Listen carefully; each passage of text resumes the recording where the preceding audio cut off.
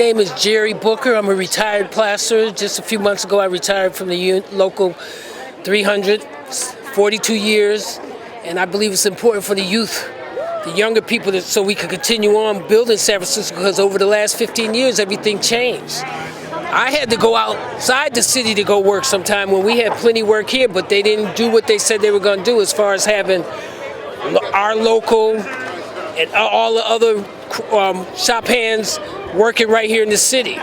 So why didn't they do that? Why didn't they use the workers they have here? They did, but it's the money. It's all about the money, and then the politics of everything. They would say they're going to build low housing, and then the next thing you know, it's only a certain percent of the housing that's going to be for low housing. And everybody, the people that work here can't afford to live here, and that's a shame. There's enough for everybody.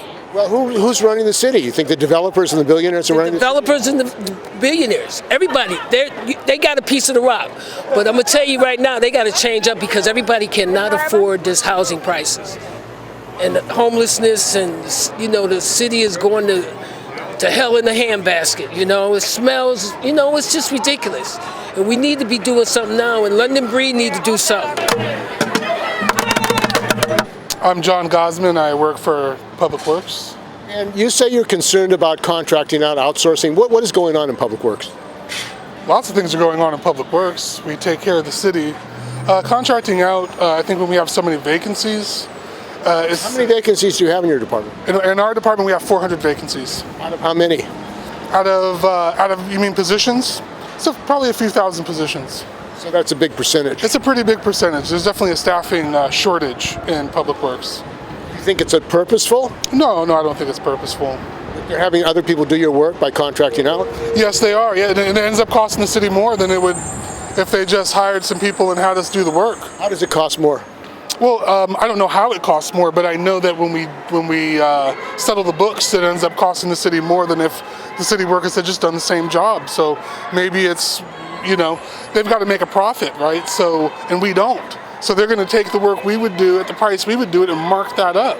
And that's the only way they're going to make a living. So they're shortchanging the city by increasing prices, actually, for work that could be done by public workers. I think they're doing it at a market rate that works for them. They may not see it as gouging the people, but when we have public workers that can do it cheaper, because we don't have to mark up costs like the way they do. So I just think the very nature of contracting out can when it's taken too far, can undermine the public good. Well, I mean, if public workers can do the work, why would they contract out?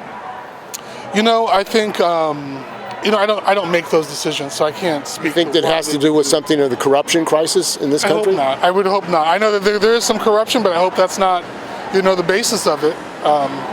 You think that there should be some charter amendment or something to prevent the city from contracting out? Because it seems like it's happening in every department in the city. I think there should be a charter amendment that at least caps the contracting out and places some real oversight over that. And what's the oversight now? Right now there is an oversight board. I don't know how active it can be, but Civil Service Commission votes on these contracts. Sure. And apparently there's nobody there fighting the contracts. They're going to have a contract for $72 million at the upcoming March 4th meeting. So it seems like even though they say there's no money, there's money for contracts. There's definitely money, and expecting the city workers to come out when we're already working our tails off, filling in other positions that aren't filled. It's kind of trying to have us work on both ends, and it's hard to show up at those meetings and fight back. And is there a lot of stress as a result of that shortage? People overworked? I would say in some departments for sure. I hear from my coworkers in other areas of public works that they're working to the bone, and they're still not getting it done. I mean, take our street ops crew. They're cleaning the streets, right? But anybody in San Francisco can tell you there's not enough people cleaning the street here.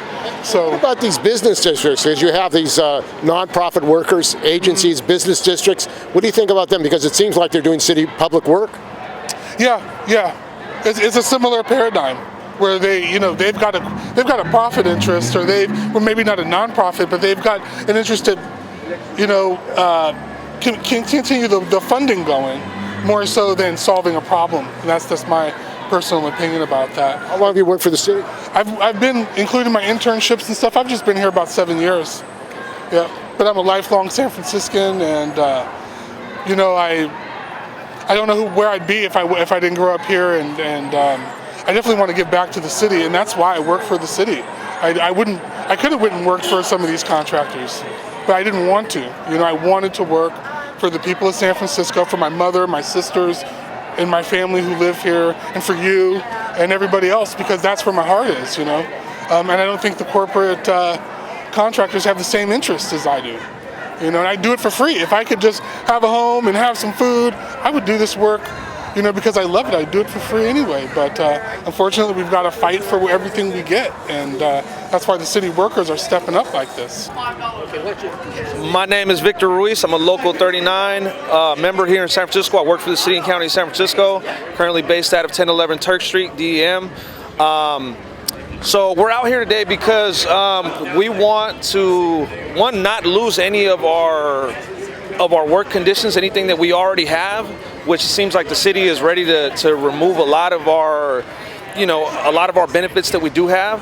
What is that? What kind of benefits are they trying to? They're trying to, for us, it's trying to take our lead pay. We've been negotiating with the city and county of San Francisco, and currently the proposals they have on the table for like even COLA adjustments, cost of living, is anywhere between 1 to 3%. How can you live on that? Yeah, in city, we're in the most expensive area in the country. And in addition to that, they want to postpone our raises. So normally the city employees in our contract, they July 1 of every year, the new fiscal year, they would give us our increases. But the city is proposing to delay that till January 1, 2025. So potentially these individuals who work for the city and county, instead of getting a raise in July 1, they would have to wait till January 1, 2025, and it could likely be a 1% increase. In addition to that, a lot of their proposals, even the non-economic proposals that they've given us so far, is eroding away our union members' rights. Yeah. For example, they want to be able to suspend, the city has a right to discipline individuals once they meet the burden of proof. But hypothetically, the proposal says instead of like suspending someone for 2 weeks without pay, they want to make that individual continue to work, but they'll reduce their pay, their salary by 5% for 10 months, which equates to a 2-week salary. And the reason they're doing that is overall across the city, we have like a 20 to 25% vacancy rate, depending on what department you're on. And the city's proposals, they don't intend to backfill any of those vacancies moving forward. And the reason that angers the union members is, in the meantime, they're also spending over $5 billion a year in contracting out services. And so, like for us, stationary engineers, Local 39, we have a 23% vacancy rate. So a lot of our guys are, depending on the department, are impacted more heavily than others. And some of our guys are constantly working 16-hour shifts. So there's no work-life balance. So now they're saying, keep doing that. You're not really going to get any raises. But if you do get in trouble, we're going to make you work on a reduced salary, right? And so it's not fair. It just sounds like a confrontational approach to the workers. Yes. Session bargaining, is that what's going on? I don't know if we could formally call that yet, but what I can say is it really feels like it's total disrespect to, and total disregard for the workers. They don't value their workers that keep the city functioning. And the city, I mean, station engineers do important work. And if it's not getting done, what happens to the buildings? What happens to the stationary engineers? We are a trade that is not relatively known by the city. You heard from some of the people from Local 21 who are the engineers who designs a lot of the things. Stationary engineers at Local 39, they're the guys who literally run every building and every facility. So the best analogy I can give or example is if you watch Star Trek, you're on the ship, it's Scotty in the engine room. Everything depends on what the engineers do to keep the ship running. So every building, every water treatment plant, wastewater treatment plant, our stationary engineers are the guys who keep it running. Even at Zuckerberg San Francisco General Hospital, like during the power outages last year when we had the storms, our engineers were there 40 hours straight, keeping the boilers and the generators running. You kept the thing going. They keep it going every day. So it's critical. Yeah. So when you're understaffed like that, that must be tremendously stressful. I mean, for an earthquake or a major accident, what? We'd be we're a part of being first responders in a way. Me being at DEM, that's a critical building. That's a 911 dispatch center. And if that building, any critical system in that building goes down, that's on us. We're there to respond. And we have before. Power outages, we had a power outage, a little bit over a year ago, last winter time. And that building was without power for a day or two, actually a day, on generator power, and we were there to respond. So people's lives are going to be absolutely. affected. If somebody picks up the phone and has an emergency, they're counting on the 911 dispatchers, and we back up the 911 dispatchers. We all work in cohesion, together to make the city run. And with the city putting pressure and trying to take, a part of our benefits away, like Shung just described, it's going to make it harder on us. We take that to work with us no matter what, and we're thinking about those things because we got families back at home that we have to feed. And the city is apparently contracting out billions of dollars, $4 and $5 billion. I mean, what's going on? It seems like they have money to contract out. They have a lot of money to contract out, and we don't know why they would prefer to contract out as opposed to having in-house staff. Yeah. And you heard from some of the people from SEIU 1021 and IFPTE 21 saying today that, you need to bring the work back. This is our work. This is our town. And it's really frustrating for us because for stationary engineer, they go through an intensive 4-year apprenticeship program. This is not a trade that people are very familiar with. You can't just walk into it. Yeah, they're part carpenters, they're part plumbers, electricians. Do it all. They basically any working part in the buildings that they maintain, and we're at a really critical point where, these infrastructure, there's a regularly scheduled preventive maintenance that has to occur, and they're not even able to do that. So some of our buildings, they're still short-staffed. They're only able to react to they're reactive, like something breaks, they go fix it. But these are equipment that the city taxpayers' money bought and paid for, and it's our duty to keep it running. So they're ruining the infrastructure. If you can't maintain the infrastructure. That's correct. Absolutely. That's one way to put it. Yeah. So, definitely, it's critical that we do keep these buildings up and running properly, because at the end of the day, it's going to cost the taxpayers. At the end of the day, if we're not paid what we're asking for, which isn't much, in the long run they're going to pay. And when these services aren't available to people, or buildings might be red tagged or whatever it might be at some point.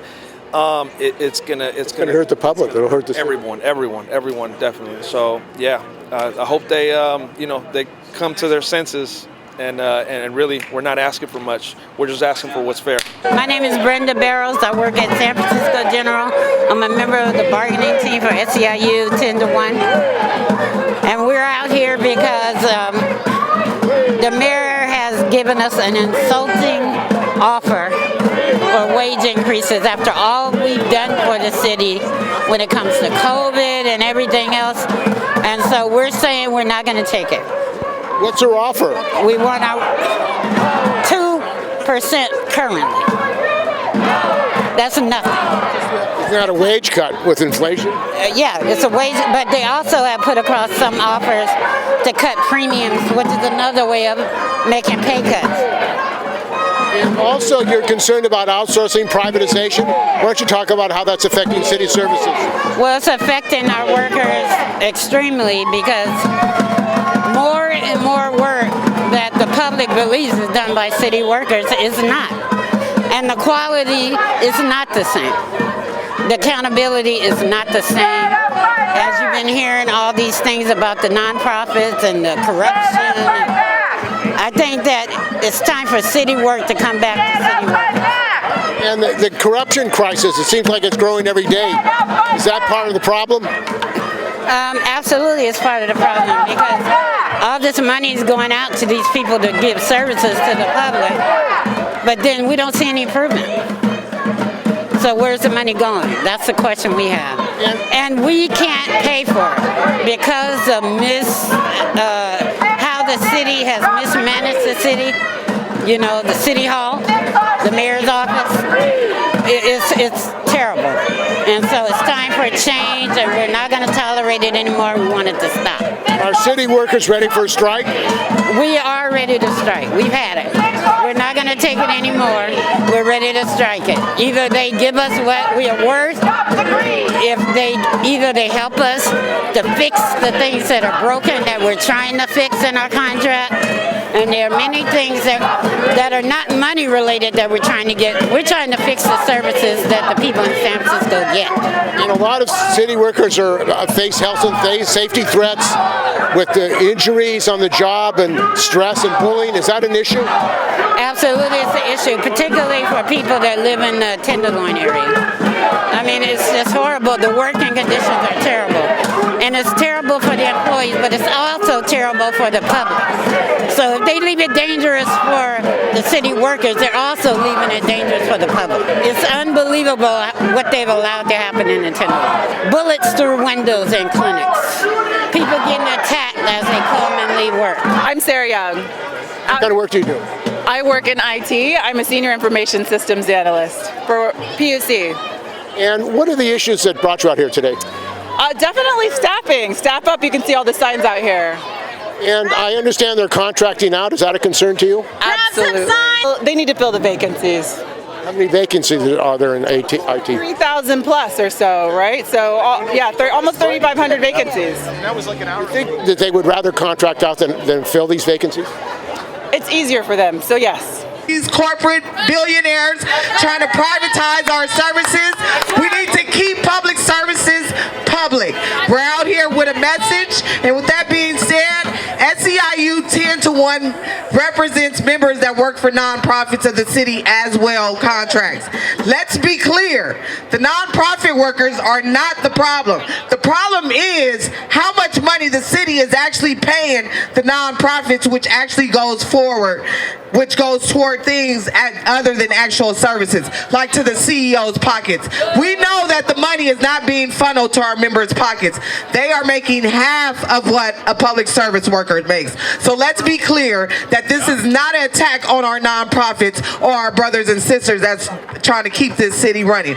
We are out here telling the city, telling the mayor to stop the wasteful spending on privatized contractors that don't know how to do the job that we do every day, bringing in these outsiders, coming and taking our money, our jobs, and the taxpayers' money and going back home with it. Portala, via the sunset, it's Natalie G.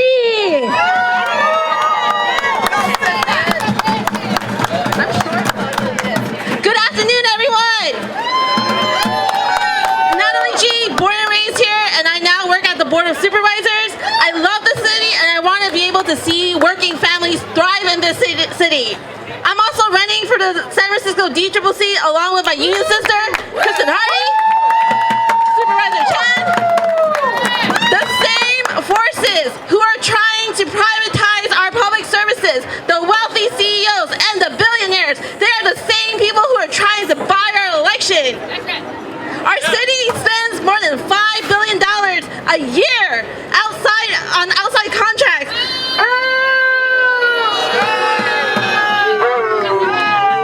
When we should be trying to fix our city by investing in our local workforce here.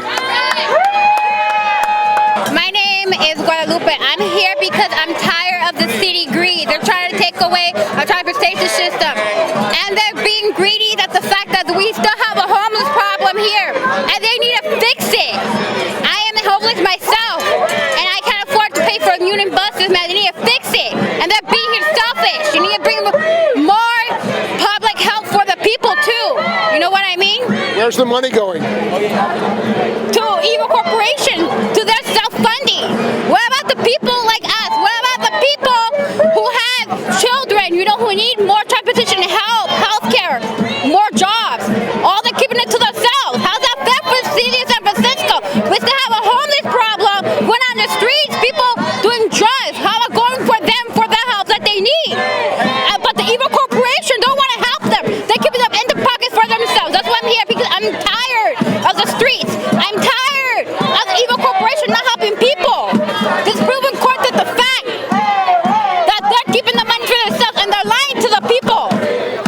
sure that they're compensated for all the work that they've done and have been doing. Ever since COVID, there's been a whole new of assignments of people having, a whole new thing for people to do at their jobs. They haven't been compensated. A lot of times city employees have to take on the responsibility of making sure that the city's taken care of. And it's up for management now to make sure that we're taken care of. So that's something that we're out here doing, making sure that every employee is taken care of, making sure there's no layoffs, making sure that PCO, making sure that everybody is paid the right compensation in order for them to continue to do their job. So that's why we're out here. And what's your name? My name is Sterling Braxton Haywood. And what department? Parking and traffic, MTA. What's happening? How are you being stressed out, and why can't you do your work? If you look at the city, San Francisco as a whole has changed a lot ever since COVID, and it's even changing before then. So now you look at all the new changes, and even my job, there comes a whole new thing of things you have to do that you wasn't prepared to do. It's just completely thrown at you. You know what I mean? And I'm sure people are going to say, oh well, certain city employees are paid a high enough rate, but we're actually not. The cost of living is way higher than what it was 2 or 3 years ago. So you go and buy your grocery store. Before with $50 you could get some good groceries, but now with $50 you'd be lucky if you get a few things of meat and maybe some cheese and a soda to drink. So the city has to take care of its employees. What do you think about that offer of 2% from the city? I think it's what the city's trying to do. We expect the city to always come low because that's just how the city is. But of course we expect something better, and of course we should have something better because we deserve it. If you look at the cost of living, like I said, everything has gone up. But our salaries, the cost of a ticket has gone up. The cost of milk has gone up. The cost of meat has gone up. The cost of taking BART has gone up. Our Jamba Juice has gone up. Starbucks, everything. But yet our wages haven't gone up. So that's something that needs to be looked at.